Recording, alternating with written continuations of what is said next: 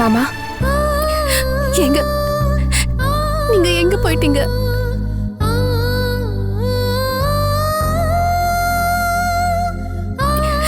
எங்க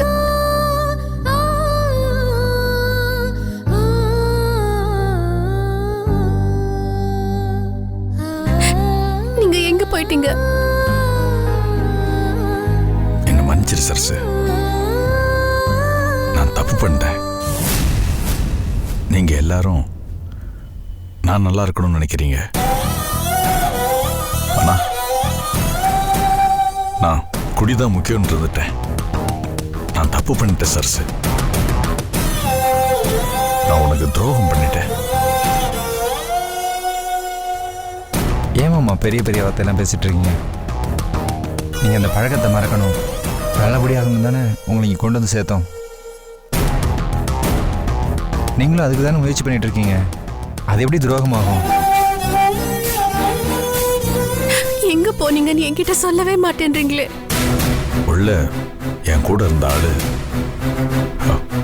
குழந்தைய பத்தி ஞாபகப்படுத்திட்டான். என்னால கண்ட்ரோல் பண்ண முடியல. நான் என்ன பண்ணேன்னு எனக்கே தெரியல. நீங்கள் இங்கேருந்து போய் எப்போவும் தண்ணி அடிக்கிற இடத்துல தண்ணி அடிச்சிருக்கீங்க. உங்கள் ஆஃபீஸ் பியூன் என்கிட்ட சொன்னோம். டேய், திரும்பவும் ஏன்டா அதெல்லாம் சொல்லிட்டு இருக்க? நான் குடிச்சிட்டு போனப்ப மயங்கி விழுந்துட்டேன். மயக்கம் தெளிஞ்சு நான் திரும்ப போகும்போது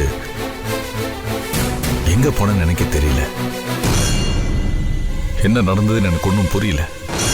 எனக்கு அத எப்படி சொல்றேன்னு தெரியல. ஒரு விபத்து நடந்துருச்சு.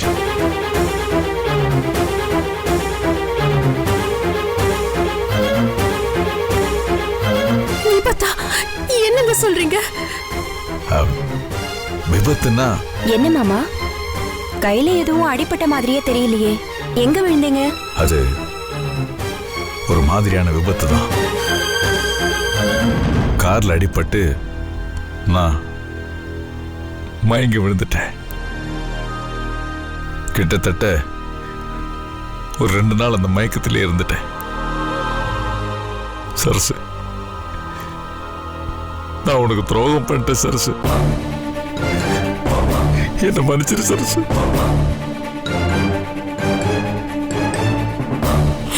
என்னடா உங்க மாமா ஏதேதோ பேசுறாரு.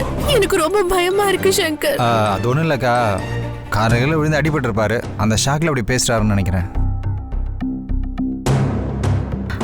அக்கா, மாமா இப்ப எது பேசினாலும் பெருசா எடுத்துக்காத. அவர் திரும்ப வந்ததே நமக்கு பெரிய விஷயம். எவ்வளவு நேர்மையா திரும்ப இங்கே வந்திருக்காரு. அத நினைச்சு சந்தோஷப்படுக்கா. இல்லடி, எனக்கு ஒண்ணுமே புரியல. நான் தப்பு பண்ணிட்டேன் சரசு. நான் தப்பு பண்ணிட்டேன் சரசு. அந்த தப்புக்கு மன்னிப்பே கிடையாது. தண்டனை தான். அதுவும் ஜெயில் தண்டனை. நான் மிகப்பெரிய பாவத்தை பண்ணிட்டேன். அந்த பாவத்துக்கு நான் என்ன பரிகாரம் பண்ண போறேன்னு தெரியல. சார், இவர் உள்ள அனுப்புங்க, டைம் ஆயிடுச்சு. அக்கா, நம்ம போகலாம்க்கா. அதான் மாமா திரும்ப வந்துட்டார்லக்கா. அவர் ஏதோ ஒரு குழப்பத்தில் இருக்காருக்கா. அவரை ஃப்ரீயாக விட்டுருவோமே. இல்ல, நீங்க வேணா போங்க. நானும் இங்கே இருந்துக்கிறேன். இந்த மாதிரி நிலைமையில அவரை விட்டு வரதுக்கு எனக்கு மனசு வரலடா. அக்கா, சொல்றது புரிஞ்சுக்கோ. இந்த மையத்தில் யாரையுமே உள்ள அலோவ் பண்ண மாட்டாங்க. ஏதோ மாமா மிஸ் ஆனதுனால இவ்வளோ நேரம் அவங்கள பேச விட்டுருக்காங்க. இதோ கூப்பிட்றதுக்கு ஆள் வந்துட்டாங்க. சொல்றது கேளுக்கா. அக்கா, வாக்கா போலாம். இன்னும் 10 நாள் தானே, அவர் வீட்டுக்கே வந்துருவாரு. மாமா, வந்துருவீங்கல்ல?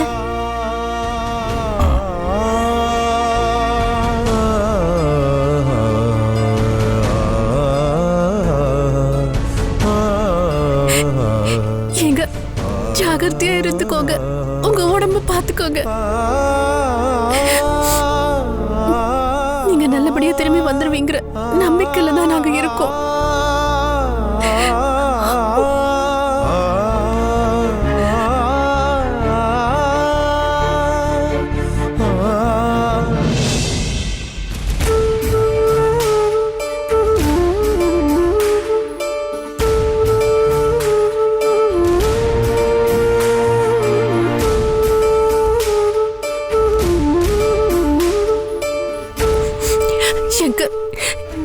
என்னடா கடைசி வரைக்கும் உங்க மாமா என் முகத்தை கூட பார்க்காமலே போயிட்டாரு.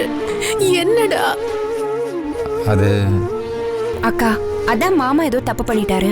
அந்த குற்ற உணர்வுல அவர் போறாரு. நீ வேற ஏங்கா படுத்துற அவரை? இல்லடி, உனக்கு இதெல்லாம் புரியாது. என்னக்கா புரியாது? இங்க இருந்து போனவருக்கு அப்படியே போக தெரியாதா? எதுக்காக திரும்பி வந்தாரு?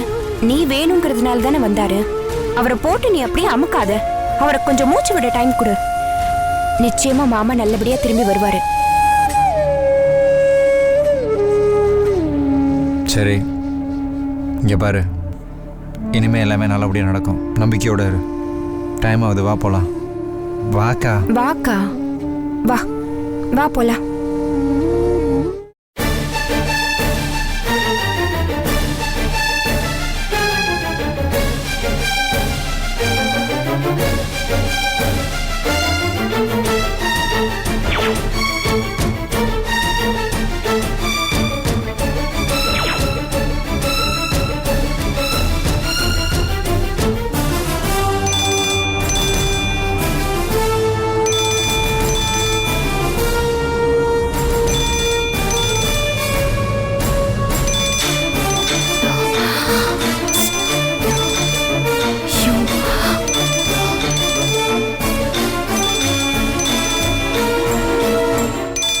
வேற தொடர்ந்து ஃபோன் பண்ணிட்டே இருக்காங்க.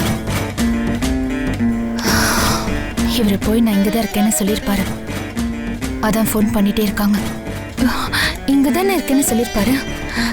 சும்மா ஃபோன் பண்ணிட்டே இருக்காங்க.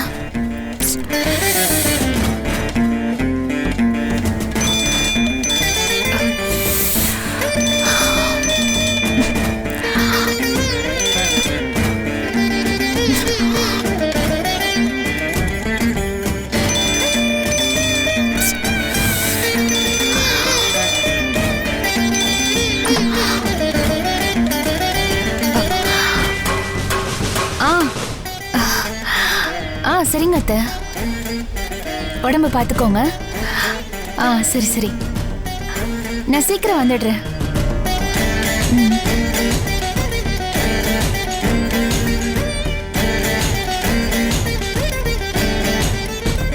யாருமா போன்ல? அத்தம்மா. ஓ, எப்படி இருக்க அப்படின்னு விசாரிச்சுட்டு இருந்தாங்க. நீயும் பதிலுக்கு அன்பா உடம்ப பாத்துக்கங்க அத்தேன்னு சொன்னதை நான் கேட்டுக்கிட்டு இருந்தேம்மா. அப்படியா? சரி, கொஞ்சம் ஹாலுக்கு வரியா? ஏமா? உன்னை பார்க்க ஒரு ஆள் வந்திருக்காங்க. வா. ஆளா? யாரு? வா, வந்து பார்க்க தானே போற. வா.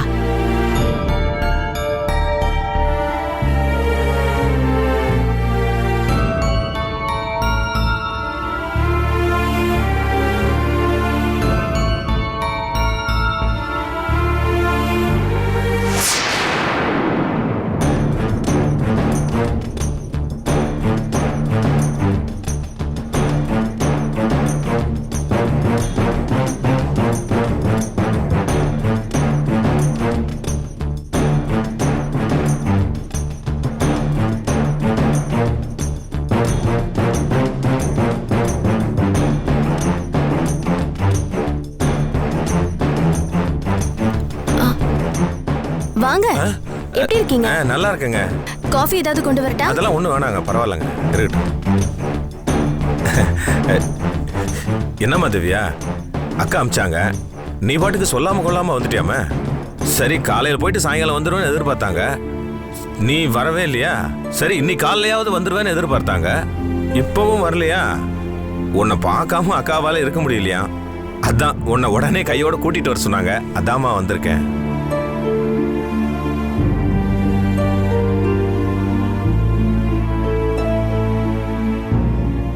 என்னடி பதிலையே காணோம்? அது வந்து நான் இப்பதானே சித்தப்பா அத்தை கிட்ட பேசினேன். எப்படி திவ்யா பேசுன? இப்பதான் அத்தை ஃபோன் பண்ணாங்களே, நான் அத்தை கிட்ட பேசினேனே. அது உன் அத்தை கொடுத்த மிஸ்டு கால் இல்லம்மா, நான் உனக்கு கொடுத்த மிஸ்டு கால்.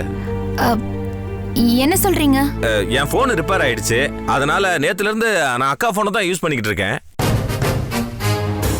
வீட்டுக்கு வெளியில நின்னுகிட்டு இருந்தேன், நீ வந்தா பேசிட்டு போலான்னு வெளியிலே வெயிட் பண்ணிக்கிட்டு இருந்தேன். நீ ஆளே வர காணமா, சரி அதான் மிஸ்டு கால் கொடுத்தேன்.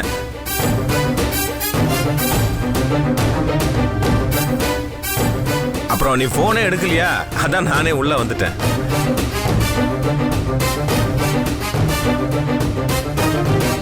இல்ல அக்கா நீ வரலன்னு ஒரே புலம்பிக்கிட்டு இருக்காங்க. அதாம்மா நானே நேர்ல வந்தேன். நான் வரத்துக்கு ஒரு வாரம் ஆகும். நீங்க போயிட்டு அப்புறமா வாங்க சித்தப்பா. ஐயோ, அவ்வளவு நாள் அக்காவால தாங்க முடியாதுமா, என்னை போட்டு படுத்து எடுத்துரும். தயவு செஞ்சு நீ வீட்டுக்கு வந்துருமா. நானே இப்ப உங்களை போங்கன்னு சொல்றேன்ல.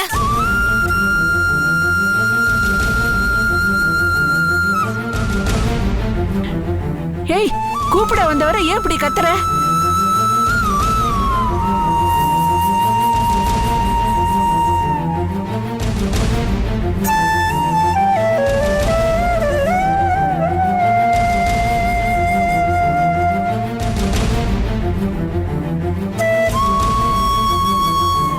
திவ்யா, என்னம்மா இப்ப என்ன? ஆமா, நான் சண்டை போட்டுட்டு தான் வந்திருக்கேன்.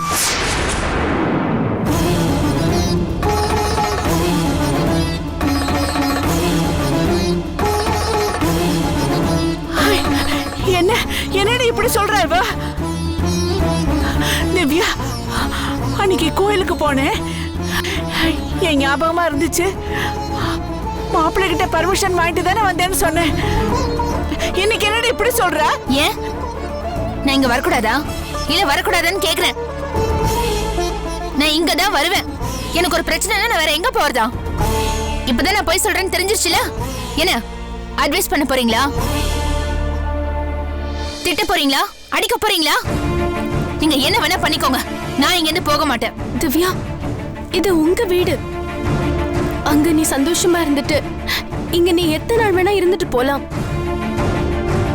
ஆனா ஒரு பிரச்சனையோட இங்க வந்து இருக்கிறது நல்லதில்ல திவ்யா. என்ன பிரச்சனை? யார் உன்கிட்ட பிரச்சனை பண்ணது? ராஜா அண்ணன் ஏதாவது பேசினாரா? இல்ல சுந்தரியத்தை ஏதாவது சொன்னாங்களா? எதுவா இருந்தாலும் சொல்லு திவ்யா. உனக்கு என்னாச்சோ ஏதாச்சோன்னு ஒவ்வொரு நிமிஷமும் அத்தை துடிச்சு போயிட்டு இருக்காங்க. இத்தனை நாளா எனக்கு நெஞ்சு வலி முதல்ல வந்தது, அப்புறம் நீ வந்த. ஆனா இப்போ நீ முதல்ல வந்திருக்க. இப்ப நெஞ்சு வலி கூடி சீக்கிரமே வந்துருமா? கடவுள்கிட்ட எனக்கு ஒரே ஒரு வேண்டுதல் தான், இதுதான் என்னோட கடைசி நெஞ்சு வலியா இருக்கணும். இப்படியே சொல்லி மறந்துங்க. என் பக்கம் இருக்கிற நியாயத்தை யாருமே கேட்காதீங்க.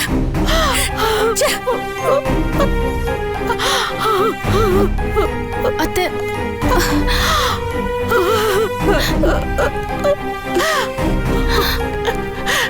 சொன்னேன்ல, நான் சந்தேகப்பட்ட மாதிரி ஆயிப்போச்சு. அவ பிரச்சனை பண்ணிட்டு தான் இங்க வந்திருக்கா. ஐயோ கடவுளே.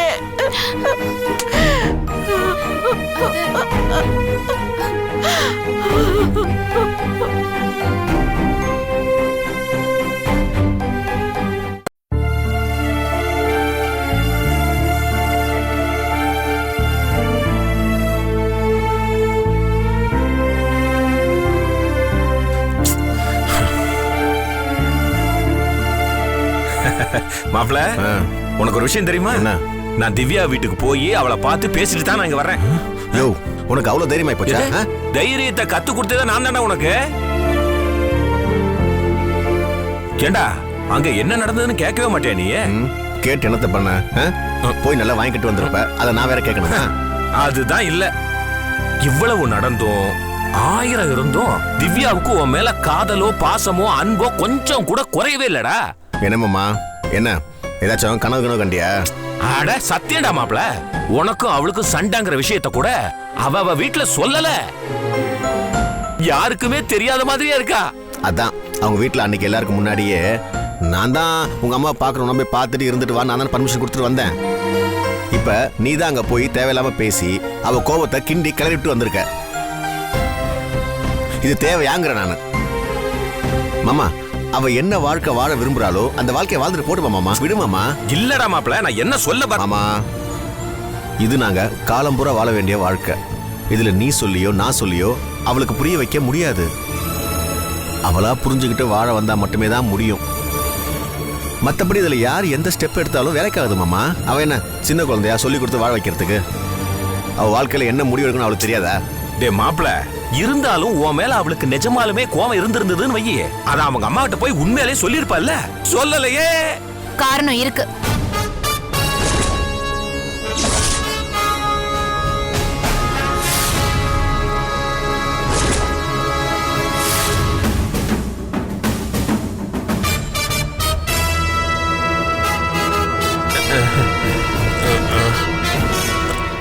ஏன்னா இந்த ஆளு கூட சண்டை போட்டுட்டு நான் வீட்டுக்கு வந்துட்டேன்னு தெரிஞ்சா எங்க அம்மாவுக்கு ஏதாவது ஆயிடுமோன்னு தெரிஞ்சுதான் நான் உண்மையை சொல்லலையே தவிர இந்த ஆளு மேல எல்லாம் பாசம் கேச போத்துட்டு வந்ததுனால இல்ல. என்ன 2 பேரும் சேர்ந்து மறுபடியும் இவளை எப்படி ஏமாத்தலான்னு திட்டம் போட்டுட்டு இருக்கீங்களா? இல்ல திவ்யா, இவரையே நீ ஏன் அங்க போனன்னு சத்தம் போட்டுட்டு இருக்க. பேசாதீங்க. இவரை நீங்க தான் அனுப்பியிருப்பீங்கன்னு நான் சந்தேகப்பட்டேன். அதுக்காக தான் பின்னாடியே வந்தேன். நான் சந்தேகப்பட்டது உண்மையாயிடுச்சு பாத்தீங்களா? கையும் களவுமா மாட்டினீங்களா? திவ்யா, நான் சொன்னா புரிஞ்சுக்கோ. இங்க பாருங்க, உங்க அம்மாவுக்காகவும் எங்க அம்மாவுக்காகவும் தான் நான் பேசாம இருக்கேன். தேவையில்லாம என் கோவத்தை கிளறாதீங்க. வீட்டுக்கு அடியாள் அனுப்புறது, என்ன மிரட்டுறது, நோட்டம் பாக்குறது, இதெல்லாம் இனிமே வச்சுக்காதீங்க, நிறுத்திடுங்க. ஏமா என்னம்மா அது? என்னம்மா பேசிட்டு இருக்க நீ? நான் உன் சித்தப்பாமா. என்ன போய் அடியாளுங்களா சொல்றியம்மா? கோவத்துல இன்னும் கேவலமா பேசலையேன்னு சந்தோஷப்படுங்க சித்தப்பா. இத பாருமா, எனக்குன்னு கொஞ்சம் சுய புத்தி இருக்கு. நான் யார் சொல்லி அங்க வரலம்மா. ராஜாவும் என்ன அனுப்பல. என் மாப்பிள வாழ்க்கையும் கெடுது, என் மக உன் வாழ்க்கையும் கெடுதுங்கிற ஒரு அக்கறையில வந்தம்மா. அதனால அவமானம் ஏற்பட்டா அந்த அவமானத்தை கூட தாங்கிக்க நான் தயாரா இருக்கேம்மா. போதும் போதும், உங்க மாப்பிள புராணம். என்னைக்கு நீங்க இவரை விட்டு கொடுத்திருக்கீங்க? இங்க நீங்க, வீட்ல அத்தை, 2 பேரும் சேர்ந்துதான் இவரை குட்டிச்சுவரை ஆக்கி வச்சிருக்கீங்க. அங்க போய் ஏதாவது கேட்டா என் புள்ள மேல எந்த தப்பும் இல்லம்மா, எல்லா தப்பையும் நான் தான் பண்ணேன்னு அப்பாவித்தனமா அந்த அத்தை பழைய தூக்கி போட்டுப்பாங்க. எனக்கு இன்னும் ஒரு சந்தேகம் இருந்துகிட்டே இருக்கு. ஒரு ராத்திரி முழுக்க நான் சுயநினைவு இல்லாம இருந்திருக்கேன். அந்த சந்தர்ப்பத்தை பயன்படுத்திக்கிட்டு தப்பு நடந்திருக்கு. ஆனா நான் அப்படி இருந்ததுக்கு காரணம் யாருன்னு தான் இன்னும் எனக்கு தெரியல. அது மட்டும் எனக்கு தெரியட்டும், அவங்கள நான் சும்மா விட மாட்டேன். என்னம்மா அது? தப்பு அது இதுன்னு என்னென்னமோ வார்த்தையெல்லாம் பேசுற. அன்னைக்குதான் நீங்க 2 பேருமே புருஷன் பொண்டாட்டியா உங்க வாழ்க்கையை நீங்க தொடங்க ஆரம்பிச்சீங்க. சந்தோஷமா இருந்திருக்கீங்கம்மா. அது உங்க வாழ்க்கையோட சந்தோஷ ஆரம்பம். அத போய் ஏமா இவ்வளவு பெருசா பேசிக்கிட்டு இருக்க? வெக்கமா இல்ல? இப்படி சொல்றதுக்கு கொஞ்சம் கூட வெக்கமாவே இல்லையா? கட்டின பொண்டாட்டியா இருந்தாலும் அவ அனுமதி இல்லாம அடையணும்னு நினைக்கிறது ஆம்பளத்தனமே இல்ல.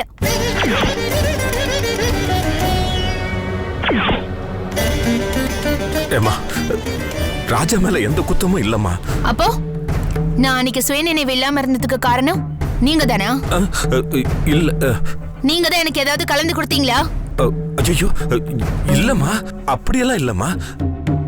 எதுக்குமா நடந்ததெல்லாம் போட்டு அலசி ஆராய்ச்சிக்கிட்டு இருக்க? நடந்தது நல்லதுக்கு தாமா நடந்திருக்கு. தப்பாலாம் ஒண்ணும் நடந்துடலமா.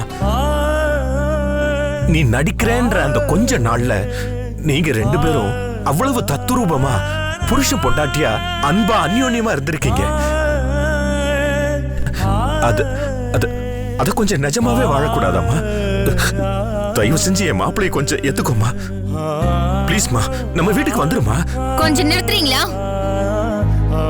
நீங்க அவருக்கு முதுகு சொரியறதும் அவரு உங்களுக்கு காலை பிடிச்சு விடுறதும் இத பாக்குறதுக்கு நான் இங்க வரல. கடைசியா ஒண்ணு மட்டும் நான் கேட்க வந்திருக்கேன். எனக்கு ஒரே ஒரு உதவி மட்டும் நீங்க பண்ணுங்க. சொல்லு திவ்யா. நீங்களா ஏதாவது ஒரு பொய்ய சொல்லி தயவு செஞ்சு என் வாழ்க்கையில இருந்து போயிடுங்க.